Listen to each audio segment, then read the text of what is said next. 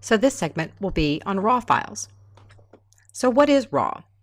Basically, your camera shipped from the factory will shoot JPEGs. In other words, your files will be saved as a JPEG file.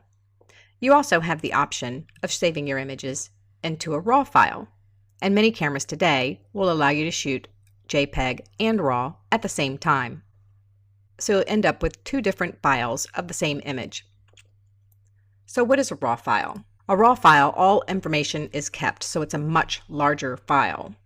A JPEG is a compressed file, so all the information is compressed into a smaller, reasonably sized file. A JPEG will typically be about 5 megabytes, where a RAW file is going to be more like 25 megabytes. So it's going to take up a lot more room on your memory card than shooting JPEGs alone will.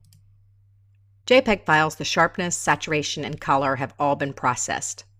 In a RAW file, no adjustments have been made to it, so you need to process the image. Basically, you need to go into the darkroom and process that.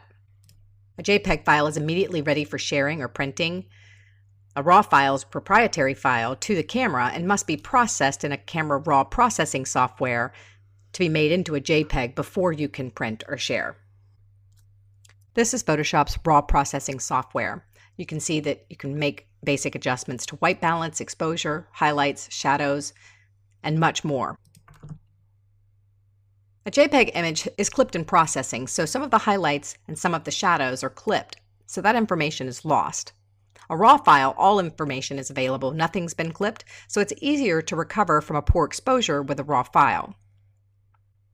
So looking at this video here, we'll take a RAW file and bring it in and see that the sky is overexposed. We're going to take the highlights way down and maybe bring back some of the shadows to bring the subject back in good focus. And we'll open that image. Crop it in a little larger so you can see it. Now let's go get the same image as a JPEG file. And you can still bring it into the camera RAW processing software through Photoshop. And we're going to do the same thing. Take down the highlights and bring up the shadows a little bit and bring that up. So now I'll switch over to the RAW file here, and you see the sky has more detail than it does here with the JPEG. Once again, the RAW file, more information in the sky, and you still can't recover as much with a JPEG file. White balance is recorded as you shot the image with a JPEG. However, with RAW, white balance can be adjusted after the fact, as if you'd set your camera to that particular white balance when you took the shot. You can adjust your white balance with a JPEG as well, but it's just not going to be as perfect as it would be if it was a RAW file. Since you have so much more information with a RAW file, you have the capability to do much more than you do with a JPEG. The downside is the fact that it is a larger file. It does take up more room not only on your camera card, but on your hard drive. RAW files will also slow down your camera since it takes longer to write a RAW file to the card than it does with a JPEG. So if you're shooting in a high burst continuous shooting mode, shooting with JPEG only is going to be your best bet.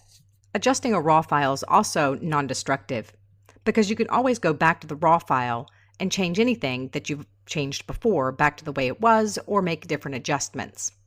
Let's go back to that RAW file we adjusted before. In Bridge, you'll notice at the top of the corner you have an adjustment here. And that's letting you know that you had made some adjustments in the RAW file. So if I double click on it to bring it into Photoshop, it's going to bring me right back up to where I was before, and I can go back and make different changes as I see fit here. So in other words, the ability to adjust the file non-destructively is quite an advantage.